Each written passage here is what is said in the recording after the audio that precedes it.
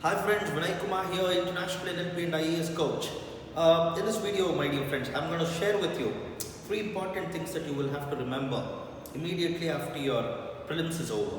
Okay? Mind you, my dear friends, these three things is going to be very, very helpful to you if you can properly comprehend it and try to apply in the next 3 months. Fair enough, my dear friends. Number one, irrespective of how your prelims has happened. See, it's all a perception, my dear friends. Objectively you can check with the answer keys and all that, but so many questions be kind of subjective. Till the result comes, you don't know if you're a fence sitter right now. You don't know on which side you are, whether you're cleared or you're on the other side. Okay, so my first advice, my first prescription that I have to give to you with 15 years of coaching experience for so many aspirants, and having myself cleared 4 prelims, having written means, qualified in the mains, and all that, my dear friends, the first advice that I want to give to you is, my dear friends, just prepare for mains. Don't allow your energy to sink in at any cost. I know you have really you've really put in a lot of hard work. You've worked day in, day out, but UPSC is always, known for its surprises, known for its unpredictability, my dear friends. So here and there you might have not got some questions right, but that doesn't qualify you as someone who is not prepared, as someone who is not serious. Okay, it doesn't qualify you like that. Know this, my dear friends. If you really want to become an IAS officer, if you really want to clear this exam, achieve the dream that achieve that lifetime ambition that you have for yourself, then you have to stay focused. You will have to stay energetic and never allow energy to get affected in any way. See, even if you are kind of doing nothing out of depression for the next 2 months, okay, nobody is going to give you a result that is going to be in favor of you. If that is the case, correct, my dear friends? Yeah. So there's no point in waiting, waiting for the results, or wasting your time thinking that you could have done better. The first thing that you should bear in your mind is, yes, what's my next step? If you want to quit UPSC, start with a new career, this is a good time to do it. Take a bold decision. If your parents also are insisting upon that, do it, my dear friends. There are n number of opportunities, multitude of opportunities out there in the country, even other than Pickup, which is much better than anything that you would have thought in your limited understanding of things. Fair enough, my dear friends. So number one. Number two, if your parents and you decide that you will work, plus you will work on your dream, you'll work for money, you'll work for some social status, you work to be called employed in the social mirror, and you also want to prepare, please do that. 3, if you know that this time you're going to do it for sure, and your parents are also in full concurrence with you on that, just concentrate, prepare for the exam, and it's the mains exam that you're going to prepare for now. I know what's running in your mind. You're thinking, sir, if I'm not clear prelims only, is it good for me to start off for the mains, this year mains? Even if I don't feel like I will be writing one, think and feel within yourself that you're definitely writing this year mains. I know many people think like that, and the initial euphoria, initial excitement, they start to do things well. They join some test series, they start writing tests with their friends who are confident of clearing the prelims. They start doing it in the first 3 to 4 weeks, and in the 5th week they leave it. They enter into comfort zone, and they start relaxing for the next 2 to 3 months, not doing much, and then regretting that they could have done. Please don't do that mistake, my dear friends. Irrespective of however your preparation, however your performance has happened in the prelims, tell to yourself, I'm writing the mains this time. You don't have to write. If at all, when I say you don't have to write, what I'm trying to tell you is, my dear friends, people have this, fantasies. People in their mind think, I will also take the question papers of my friend and write the mains on the day he writes. Don't think of such. They're all fantasies. You only think about it, you actually don't do it. So you don't have to actually do it. I mean, if you're not qualified in the prelims, you don't have to write a pseudo mains. But then, right now I want you to think that I've qualified in the prelims. I'm writing the real mains. Think like that and start preparing.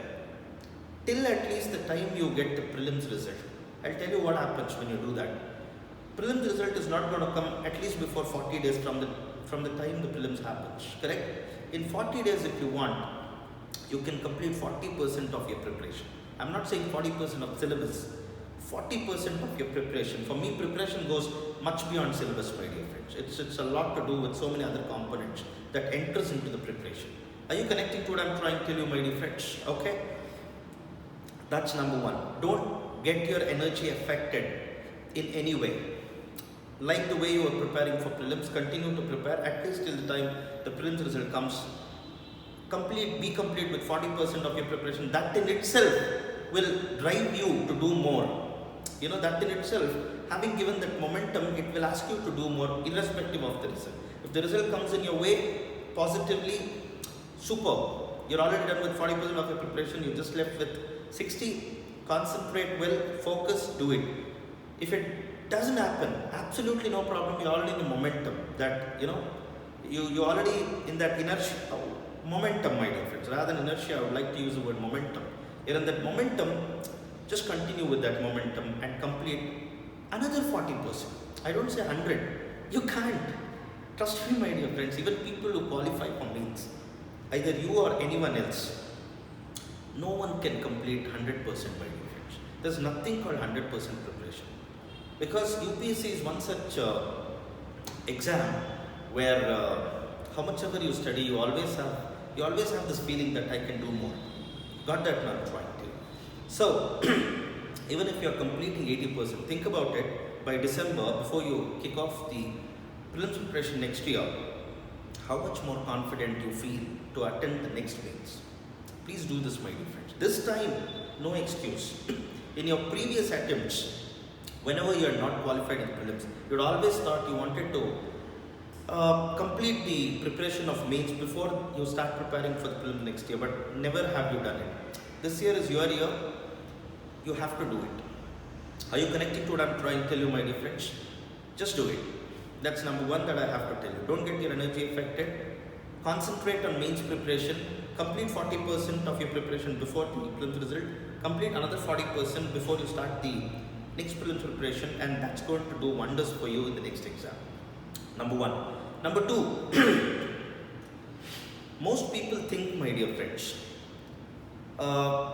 mains exam is all about knowledge acquisition and presentation. It's only two things for them, mains. One, acquire more and more knowledge. Two, write good answers. That's why most people fail in this exam, my dear friends.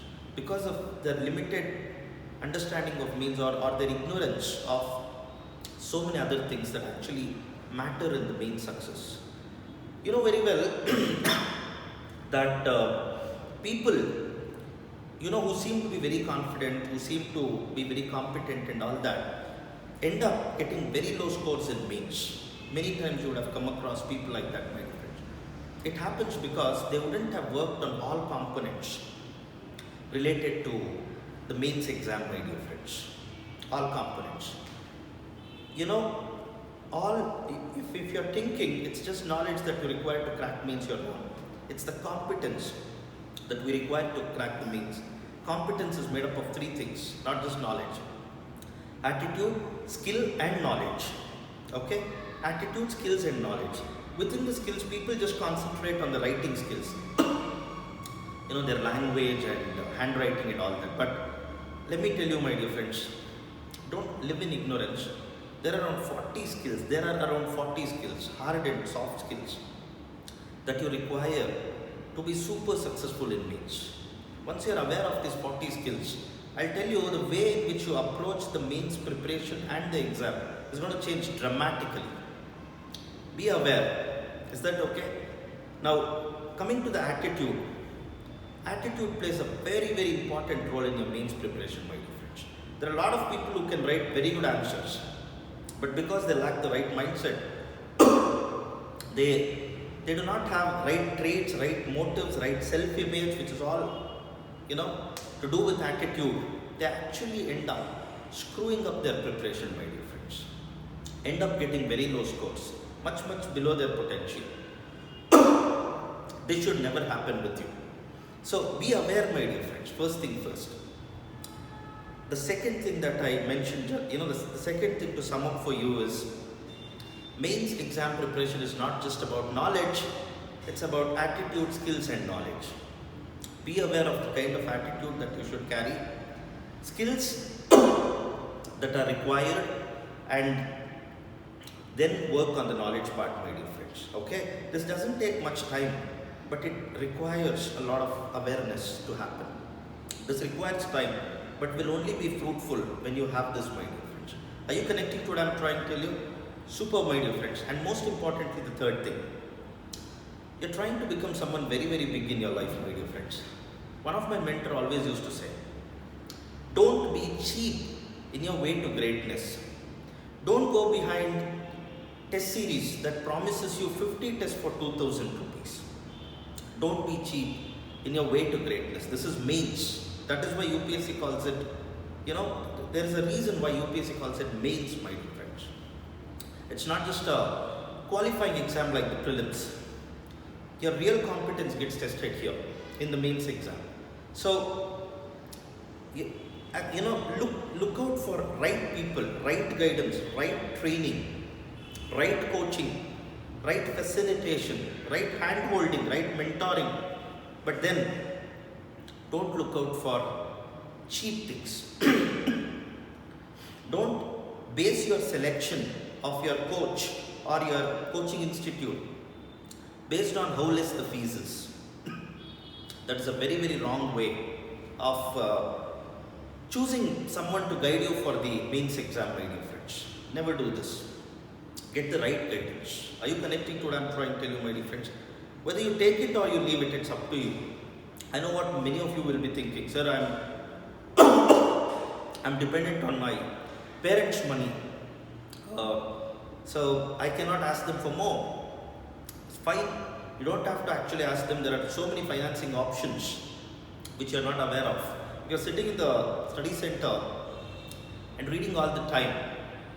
How will you be aware of the world that is outside, ready to help you in so many ways? Okay? So, what I want to tell you is, my dear friends, number one, don't get your energy affected at any cost. Continue with your mains preparation.